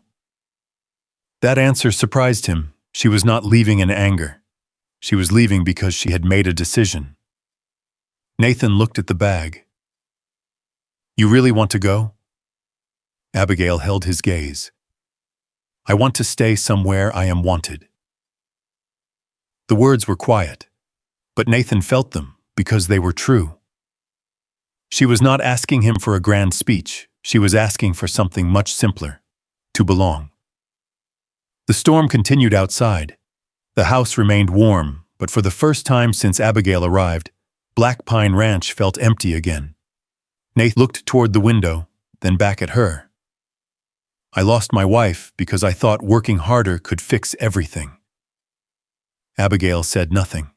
"I thought if I kept the ranch running, if I kept moving, I would not have to think about what was gone." His voice lowered, but it did not work. He looked at her. "And when you arrived, you started changing things." A pause. "The ranch." Another pause. "Me." Abigail's expression softened slightly. Nathan stepped closer. "I was afraid," he finally said it. Plainly, without hiding behind responsibility, "I was afraid that if I let you become important, I would have something else to lose." The room was quiet. Abigail looked down, then back at him. "You should have told me that." I know, for once, Nathan did not defend himself, did not explain, did not try to make it reasonable. He simply admitted it. Outside, the storm continued. Inside, two people who had spent their lives protecting themselves stood in the same room. Not fixed, not finished, but honest. Abigail looked at the bag beside her, then at Nathan. "I did not come here expecting a love story." Nathan nodded. "I know. I came because I needed a place to build something." His eyes stayed on hers. "And you built something." A small silence. Then Abigail said, "I wanted you to see that I was building it with you." Nathan looked down. "I see it now." The words were simple, but they carried more weight than anything else he had said. The storm lasted through the night, but Abigail's bags stayed by the door. And when morning came, the snow-covered mountains outside Black Pine Ranch looked the same fields, the same trees, the same ranch. But something inside the house had changed, because for the first time in years, Nathan Cole had stopped fighting to carry everything alone, and for the first time in her life, Abigail Whitaker wondered if she had finally found a place where she did not have to prove she deserved to stay. The morning after the storm was quiet, not peaceful, quiet. There was a difference, the kind of quiet that came after something important had been said, when two people were still learning how to stand in the new shape of things. Snow covered the mountains around Black Pine Ranch like a white blanket stretched across the land. The fences were lined with ice. The trees stood heavy beneath the weight of the storm. But inside the ranch house, the fire burned steadily, and for the first time in a long while, Nathan did not feel like he was standing alone against the world. Abigail's bags remained by the door, but they stayed there untouched. Neither of them mentioned them. Not because they had forgotten, because both of them understood. Some things were better proven by actions than promises. Nathan started small. He fixed the loose hinge on the kitchen cabinet before Abigail had to mention it. He repaired the broken latch on the garden shed. He checked the supply room and wrote down what needed replacing, instead of assuming he already knew. Abigail noticed. She always noticed. But she did not praise him. She understood Nathan well enough now to know that too much attention would make him retreat. so she simply thanked him when he handed her a repaired tool, or when he brought in firewood before the stack ran low, or when he stopped at the kitchen doorway and asked, "Do you need anything from town?" Small things, but small things were where trust was built. 3 days later, Nathan and Abigail rode into Silver Creek together. It was the first time they had gone into town side by side. Not because they needed supplies, not because they needed to show anyone anything, simply because they were going together. Nathan noticed the looks. People noticed everything in a frontier town. A man riding beside his wife, a woman who had arrived as a stranger and was now walking through town like she belonged there. They stopped at Martha Hale's supply store first. The bell above the door rang as they entered. Martha looked up from behind the counter. Her eyes moved from Nathan to Abigail, then she smiled slightly. "Well," Nathan removed his gloves. "Morning, Martha. I was wondering when you two would finally stop pretending you were only business partners." Abigail looked down quickly, hiding a smile. Nathan cleared his throat. "We came for supplies, of course you did." Martha turned away, but the corner of her mouth remained raised. She knew, everyone knew, but nobody said much. That was the way of places like Silver Creek. People watched, they waited, and when someone proved themselves, they remembered. Martha helped them gather flour, salt, coffee, and winter feed. Before they left, she lowered her voice. "Walter Crane has been asking questions." Nathan's expression changed immediately. "What kind?" "The kind men ask when they already know the answer they want." Abigail looked at her. "What does he want?" Martha glanced toward the window. Outside, the town moved beneath the gray winter sky. "Your ranch," Nathan's jaw tightened. Martha continued, "Not the cattle." She looked at Abigail, something else. Abigail thought about the hidden valley, the spring, the land Nathan had ignored because it did not fit his idea of what a ranch should be. Martha noticed her expression. "You figured it out." Abigail nodded slowly. "I think so." Nathan looked between them. "What?" Abigail answered. "He knows something about your land that you do not." That afternoon, Nathan and Abigail turned to Black Pine Ranch. They went straight to the old storage room where Nathan kept his father's belongings. The room smelled of old wood, dust, and leather, a place that had not been touched in years. Nathan opened the wooden chest in the corner. Inside were old tools, letters, land documents, things his father had kept because he believed everything had a purpose. Abigail carefully sorted through the papers. Nathan watched her. "You are good at this." She looked up. "At digging through old boxes, at finding what matters." She gave a small smile. "Usually people tell me I look too much and think too much." Nathan leaned against the wall. "Usually people are wrong." The words were simple, but Abigail heard them because Nathan Cole did not waste words, especially not kind ones. After nearly an hour, Abigail stopped. "Nathan," something in her voice made him move closer. She held a document. The paper was yellowed with age. "What is it?" She unfolded it carefully. It was an old survey map, marked lines, property boundaries, notes written in his father's handwriting. Nathan read the page, then read it again. "What?" Abigail pointed. "Here." Her finger rested on the mountain valley, the one where she had found fertile soil. Nathan stared. His father had written about the spring, the water source, the land's potential value. A note in the corner caught his attention. This valley could sustain more than cattle. Nathan went silent. His father had known, the entire time. The land Nathan had ignored had been something his father understood. Abigail watched him. "He was trying to tell you," Nathan folded the paper slowly. "Maybe." The answer was quiet, because there was something painful in realizing the truth had been there all along. Not hidden, not stolen, just overlooked. The next morning, Walter Crane arrived at Black Pine Ranch. He came riding a dark horse, wearing a clean coat that looked untouched by the weather. Nathan saw him from the porch. Abigail stood beside him. Walter removed his hat. Nathan, Walter, a polite greeting. Nothing more. Walter looked around. His eyes moved towards the garden, the repaired fences, the signs of life returning. Well, he smiled. Things look different here. Nathan said nothing. Walter continued. I hear your wife has been making improvements. Abigail remained still. My wife has been helping run the ranch. Walter looked at her, a small smile. Indeed, the way he said it bothered Nathan. Not because it was insulting, because it was calculating. Walter stepped closer. I came with an offer. Nathan answered before he even heard it. Walter raised an eyebrow. You do not even know what I was going to say. I know enough. The smile disappeared slightly. Walter looked past Nathan toward the mountains. You have a valuable piece of land. Nathan's expression hardened. There it is. Walter looked back.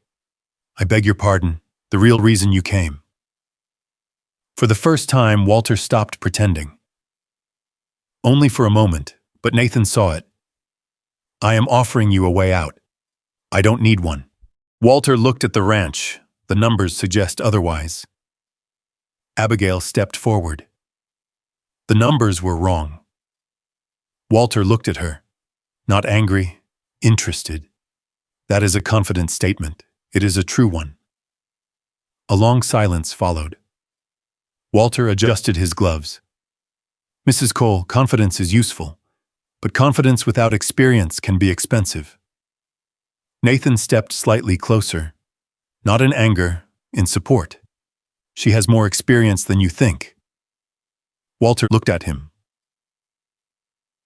Something changed. A small realization. The man who once stood alone was now standing beside someone.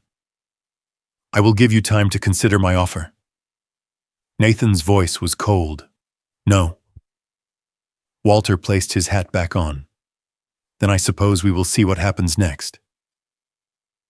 He turned his horse. Before leaving, he looked back once, not at Nathan, at Abigail, and that told her everything. Walter Crane was not afraid of Nathan anymore. He was studying her because he finally understood. The ranch was changing because of the woman everyone had underestimated, and that made her the person he needed to stop. That evening, Nathan sat beside the fire while Abigail reviewed the documents. For a while, neither spoke. Then Nathan said, I should have listened sooner. Abigail looked up. To me? He nodded. Yes. She closed the folder. That matters. Nathan looked at the flames. I spent years thinking needing someone was weakness, and now? He was quiet. Then, now I think maybe refusing help was the thing that made me weak. Abigail looked at him. The man sitting across from her was still Nathan Cole. Still stubborn, still quiet, still learning. But something had changed. He was no longer trying to protect a life that was already gone. He was beginning to build a new one. Together. Outside, the wind moved through the mountains, and somewhere beyond Silver Creek, Walter Crane was already planning his next move. Because he had discovered something far more dangerous than a struggling ranch. He had discovered two people who had stopped fighting separately, and together, they were becoming impossible to move. But Walter Crane had spent too many years believing that everything had a price. Land, supplies, reputations, even people's loyalty. He had built his success by understanding what others needed and using that knowledge before they understood it themselves. But Abigail Whitaker was different. She was not looking for power. She was not looking for revenge. She was simply trying to build something that could not be easily taken away. And that made her dangerous. The first week after Walter's visit was tense. Not loud, not dramatic, just tense. Nathan noticed riders passing the ranch road more often than usual. Men who slowed near the gate. People who looked toward the valley before continuing on. He did not need anyone to tell him what it meant. Walter Crane was watching, but Nathan had changed. Months earlier, he might have closed the doors, loaded his rifle, and tried to handle everything himself. Now he did something different. He sat at the kitchen table with Abigail and talked, not always easily, not always comfortably, but he talked. One evening, they sat with the old survey papers spread between them. The lamp burned low, the coffee in Nathan's mug had gone cold. Abigail tapped the map with her finger. "Your father knew this land had more value than cattle." Nathan nodded. "I spent years looking at this place and seeing only what was failing." She looked at him. "And now?" He glanced towards her window. Outside, the ranch rested beneath the evening sky. "I see what could be." It was a simple answer. But Abigail smiled slightly because she knew how far he had come. 3 days later, a letter arrived. It came on the afternoon stage from Missouri. The envelope was worn, the paper inside had been folded several times. Nathan found Abigail holding it near the kitchen window. "You know who it is from?" She nodded. "My father." Nathan stopped. He had heard little about Thomas Whitaker, only that Abigail had left Missouri and rarely spoke of home. "You do not have to read it." "I know." She looked at the envelope. "But I think I need to." Nathan stepped back, giving her space. Another thing he had learned: some moments belong to the person experiencing them, not the person trying to fix them. Abigail unfolded the letter. She read silently. At first, her expression remained still, then something changed. Not anger, not sadness, something older, something unfinished. Nathan waited. After several minutes, she folded the paper. He heard about the ranch. Nathan raised an eyebrow. "How?" "People talk." A small smile crossed her face. "That has always been true." She placed the letter on the table. "He wants to visit." Nathan looked surprised. "Your father?" She nodded. "We have not seen each other in years." Nathan did not ask why. He knew some questions carried too much weight. Instead, he asked, "Do you want him here?" Abigail looked toward the window. For a long moment, she said nothing. Then, "I think I want answers." Thomas Whitaker arrived 2 days later. He came alone. An older man with a weathered coat, gray hair, and hands that looked like they had spent a lifetime working the soil. When Nathan saw him ride through the gate, he expected anger, maybe pride, maybe resentment. Instead, he saw a tired man carrying a past that seemed heavier than his saddle. Abigail stepped onto the porch. Neither of them moved at first. Father and daughter simply looked at each other. Years of distance standing between them. Then Thomas removed his hat. "Abigail." Her name sounded strange in his voice, not because he did not know it, because he had not said it in a long time. "Father," a quiet word. No accusation, no forgiveness, not yet, just recognition. Nathan gave them space. He went toward the barn while they talked, but even from a distance he could see the conversation was not easy. There were pauses, long ones, the kind where people decide whether honesty is worth the risk. Later that evening, Thomas sat at the kitchen table with Nathan and Abigail. A plate of supper sat untouched for several minutes. Finally, Thomas spoke. "You have done well here." Abigail looked at him. "I learned how." Thomas lowered his eyes. There was something in that answer, something Nathan noticed. "What happened in Missouri?" Nathan asked.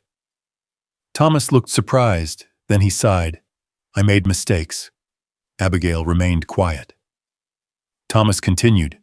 "I owned one of the better farms in our county." Nathan listened. "My methods were different. I believed smaller farmers could work together instead of depending on the larger buyers." Looked at Abigail. "I taught my daughter those ideas." Abigail looked down, but then a man I trusted convinced others that my plans were foolish. Thomas folded his hands. He spread rumors, made sure suppliers stopped working with me. By the time I understood what was happening, I had lost almost everything. The kitchen was quiet. Nathan looked at Abigail. Now he understood. The knowledge she carried, the way she saw land, the way she found value where others saw nothing. It had not come from nowhere. She had inherited it. Thomas continued. I thought leaving would protect you. Abigail looked up. Protect me? His face tightened. I thought if you stayed near my failures, people would see you as part of them. She held his gaze. And instead, Thomas looked around the ranch. Instead, you became everything I hoped you would become. The words sat between them. Not perfect, not enough to erase years, but real. The next morning, Thomas walked the valley with Abigail. Nathan followed behind at a distance. He watched the two of them stand near the spring, the same place where Abigail had seen possibility, the same place Nathan had ignored. Thomas knelt and touched the soil. A small smile appeared. You always did have a way of finding what people overlooked. Abigail looked at him. You taught me. Thomas shook his head. No, he stood. I showed you how to work. A pause. You taught yourself how to see. Nathan heard that, and it stayed with him, because that was exactly what Abigail had done for him. She had not changed the ranch by force. She had changed the way he looked at it. That afternoon, Thomas helped Nathan review the old documents. Together they found something else, a missing page from the original property records, a page that showed the spring and valley had been noted as a valuable resource decades earlier. More importantly, it showed that Walter Crane's interest in the land was not new. He had been searching for access rights to the valley for years. Nathan stared at the document. He knew. Thomas nodded. He knew exactly what he wanted. Abigail looked between them, and he expected no one to notice. Nathan folded the paper carefully, but this time, there was no anger in his face, only certainty. Walter Crane had underestimated them, not because they were stronger, because they had something he did not understand. They trusted each other. That evening, after Thomas went to his room, Nathan found Abigail outside near the garden. The mountains were turning gold beneath the setting sun. You all right? She nodded. More than I expected. Nathan stood beside her. You found answers. She looked at him. Yes, a pause. So did you. Nathan looked confused. About what? She smiled faintly. About why I know what I know. He looked toward the valley. No, he shook his head. I learned something else. What? Nathan looked back at her. That I spent years thinking I needed to protect this ranch. He paused. But maybe I was supposed to find someone who knew how to help me build it. Abigail said nothing. She did not need to. The silence between them had changed. It was no longer the silence of strangers. It was the silence of two people who finally understood what they had found. But they both knew the fight was not over. Walter Crane still wanted the ranch, and men like Walter did not walk away simply because the truth had been discovered. They looked toward the mountains. The land was beautiful. The future was uncertain. But for the first time, Nathan Cole was not afraid of what came next, because he was no longer standing alone. The days that followed brought a different kind of challenge. Not the kind that came with broken fences or empty accounts. Not the kind that could be solved with a hammer, a horse, or a long day of work. This time, Nathan and Abigail had to prove something harder. They had to prove the truth. Walter Crane had spent years building his reputation in Silver Creek. He knew which doors opened for him. He knew which conversations happened quietly over coffee at the hotel. He knew which men listened when he spoke, and he knew exactly how to make doubt spread. He did not accuse Nathan directly. That would have been too obvious. Instead, he whispered. He suggested that Black Pine Ranch had only improved because Abigail was making decisions Nathan did not understand. He told people that Nathan had become too emotional to manage his own property. And worst of all, he suggested that Abigail had arrived as a stranger and slowly taken control of a ranch that was not hers. The words traveled the way words always traveled in small towns, from one table to another, from one porch to another, from one person to the next. Nathan heard about it before Abigail did. And his first instinct was the old one: protect her, handle it himself. But he stopped, because he remembered the storm. He remembered her standing there with her bags packed. He remembered the look in her eyes when she realized he still saw her as someone to protect instead of someone to stand beside. So instead of riding into town alone, he walked into the kitchen. Abigail was writing numbers in the account book. She looked up. What happened? Nathan almost smiled. You always know. She closed the book, because you only walk that quietly when something is wrong. He sat across from her. Crane has started talking. She listened. Not shocked, not angry, just thoughtful. What kind of talking? The kind meant to make people question us. Abigail leaned back. Then we do not answer rumors. Nathan looked at her. What do we do? She looked toward the window. The garden was covered for winter, but the wooden frames still stood. The ranch buildings stood stronger than they had months before. We show them what is real. The next morning, Nathan and Abigail rode into Silver Creek, together. This time people noticed, but not the way they had before. Before, they saw a lonely ranch owner and a woman who had arrived as a stranger. Now they saw two people moving as one.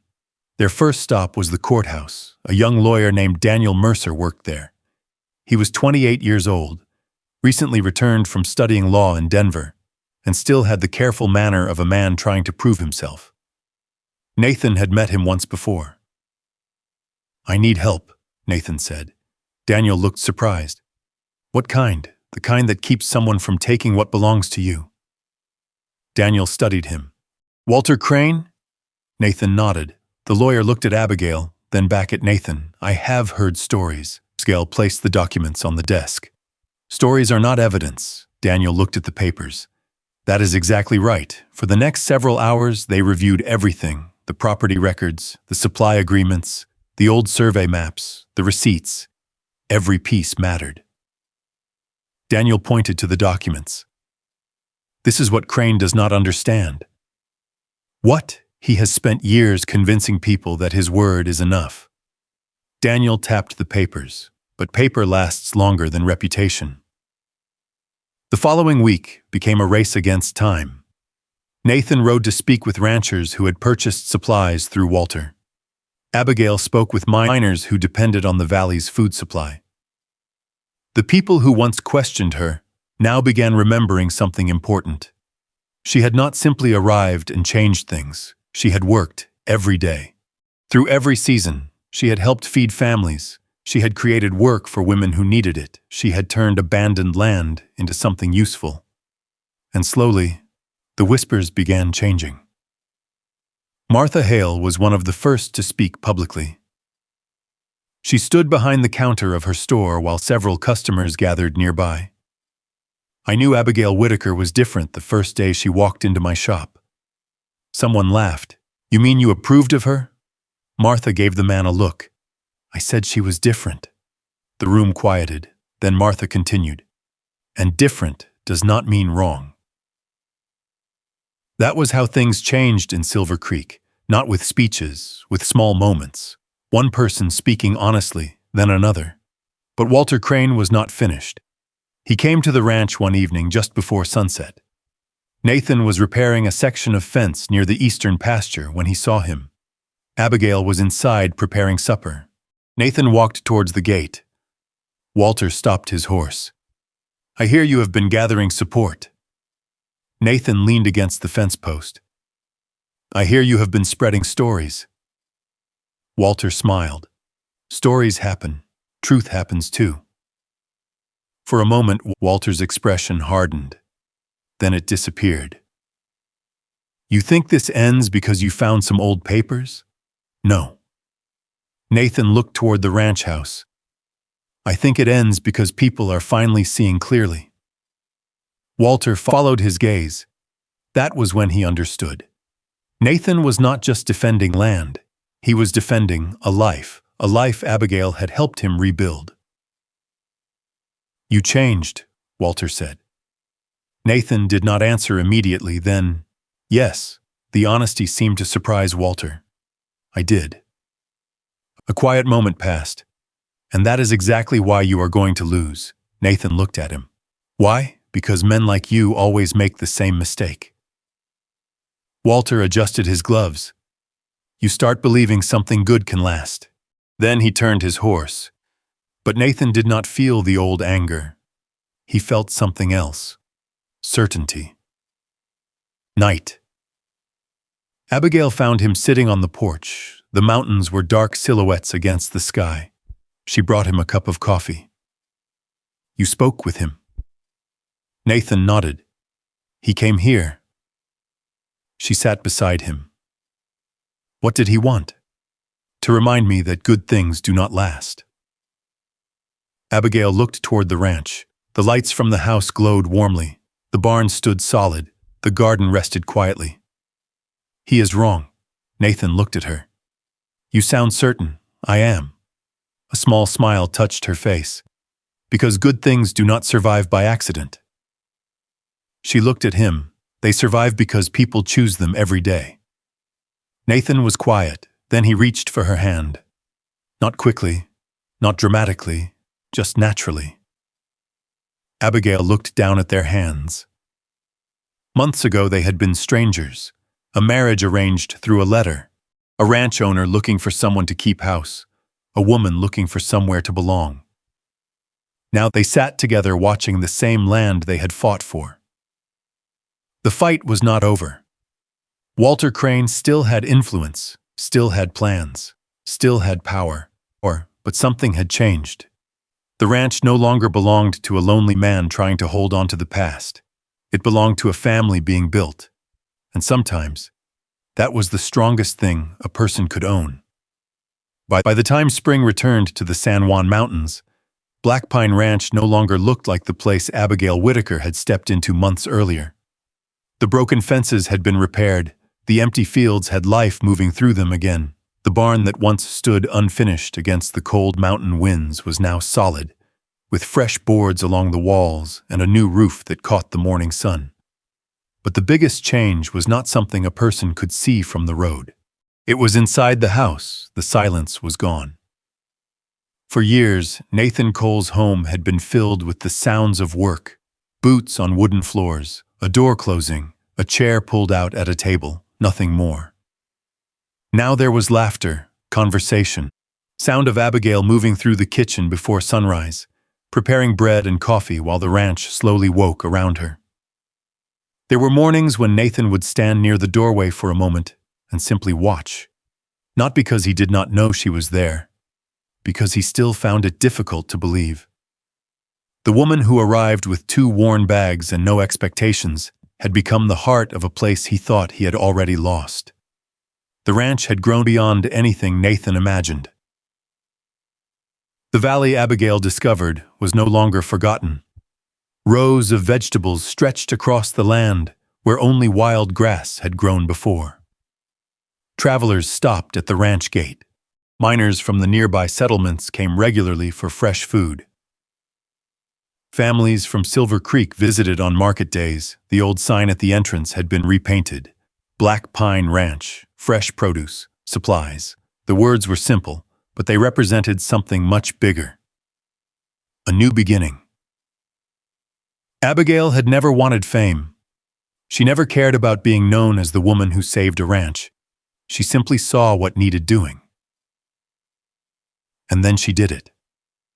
That was why people respected her, not because she demanded attention, because she earned trust. Martha Hale often reminded people of that. She never walked into that ranch looking for a miracle, Martha would say while arranging goods in her store. She walked in ready to work, and nobody could argue with that. Walter Crane's influence in Silver Creek had changed. He was not ruined. Nathan had never wanted that. He simply wanted the truth to stand. And it did. The documents Daniel Mercer uncovered showed Crane had used unfair business practices to control supply routes. The records proved the valley had value long before Crane attempted to claim interest in it. The land was legally Nathan's, the business was legally theirs, and the reputation Walter spent years building could not survive once people saw what was underneath, just like the soil beneath the forgotten valley. The truth had been there the entire time, waiting for someone willing to uncover it. Walter eventually sold several of his interests outside Silver Creek and moved his business farther east. Some people said he left because he was embarrassed. Others said he left because he no longer controlled the town the way he once had. Nathan never asked. He had learned something important. Not every battle needed a final word. Sometimes the best ending was simply moving forward. One morning in late April, Nathan found Abigail standing at the edge of the garden. She was holding a small wooden box. He walked toward her. "What is that?" She looked over. "Seeds," Nathan smiled. "I thought we already had plenty. These are different." She opened the box. Inside were flower seeds, roses. Sutton became quiet. Abigail noticed. "What?" He looked toward the far edge of the garden. "My mother planted roses here, she knew." He had told her once, a story he had kept hidden for years. She loved them. Abigail nodded. "Then we should plant them again." Nathan looked at the garden, but not in the middle. A small smile appeared on her face. No. She understood. The roses did not belong where the vegetables grew. The garden was Abigail's creation. The roses were part of Nathan's past. There was room for both, together. They planted them along the fence line where the sunlight reached longest. Nathan worked beside her, not directing, not deciding, working. The way he should have from the beginning. At one point, Abigail looked over and noticed dirt on his hands. She smiled. "What?" "Nothing." Nathan raised an eyebrow. "You are smiling at me." "I am. Why?" She looked back at the flowers. "Because 6 months ago, I never thought I would see Nathan Cole willingly plant anything that was not meant to feed cattle." He laughed. A real laugh. The kind Abigail had only heard a few times, and every time she heard it, she felt like she had discovered something new. That evening, Nathan took her for a ride. They followed the trail behind the ranch toward the valley, the same path where Abigail had first discovered the land's hidden value. The mountains glowed orange in the setting sun. The spring moved quietly over the rocks. Nathan stopped near the edge of the valley. Abigail looked around. "What is it?" He climbed down from his horse. Then he helped her down. For a moment, he said nothing. That was something Nathan had learned. Not every important thing needed to be rushed. He reached into his coat and pulled out a small envelope. Abigail looked at it. "What is this? Something I should have given you sooner." She opened it. Inside was a paper, a document. She read it carefully, then looked up. "Nathan," he nodded. "I changed the ranch papers." Her eyes moved back to the document, the ownership agreement. Her name was there, Abigail Whitaker Cole, part owner of Black Pine Ranch. She looked at him. "You did not have to do this." "I know."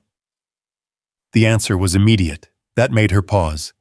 Nathan looked toward the mountains. "When you came here, I thought I was bringing someone into my life to fill a space." He looked back at her. "I was wrong." The wind moved softly through the valley. "You did not fill a space, Abby." A pause. "You built something that was never there before." She looked down at the paper. Her fingers touched the edge. "I did not come here looking for a fortune." "I know. I just wanted a place where I mattered." Nathan stepped closer. You gave me something worth more than money." His voice lowered. "You gave me a reason to come home." For a long moment, neither of them spoke. They did not need to. The mountains stood around them. The ranch stretched below. The place that had once been a symbol of everything Nathan had lost had become proof of everything they had gained. Years later, people in Silver Creek would still tell the story. They would talk about the struggling ranch owner who sent away for a wife because he needed someone to manage his home. They would talk about the woman who arrived carrying a worn suitcase and a lifetime of knowledge nobody recognized. They would say she found wealth in land everyone ignored, and they would be right. But the people who knew Nathan and Abigail best understood something deeper. The greatest treasure was never the valley, never the spring, never the successful ranch. It was what happened when two lonely people stopped protecting the lives they had left and started building the one waiting for them. On warm evenings, when the lantern burned near the ranch gate and the roses moved gently in the mountain breeze, Nathan would sometimes stand beside Abigail and look across the land, the same land that once felt empty, the same land where she had arrived as a stranger, the same land where she had wondered if she would ever belong. And he would take her hand, not because she needed reassurance, not because he feared losing her, but because some things were worth holding on to simply because they were there. The mountains remained, the ranch remained, the home remained, and beneath the soil, beneath the flowers, beneath every season that came and went, the greatest treasure they ever found continued growing. Not gold, not wealth, a life they built together. And maybe, if you had stood where Nathan stood on that mountain ridge, looking down at the ranch that once felt empty, you would understand what he finally discovered. Sometimes the thing we spend years protecting ourselves from losing is the very thing we were meant to find. Imagine arriving somewhere you have never been, carrying only a small suitcase, and the hope that there might still be a place in the world where you belong. Imagine being judged before anyone knows your heart, and then finding someone who slowly learns to see your worth. Not because of what you can provide, but because of who you are. Nathan and Abigail's story was never truly about a forgotten valley or a struggling ranch. It was about two people who had been hurt by life, yet still chose to trust again.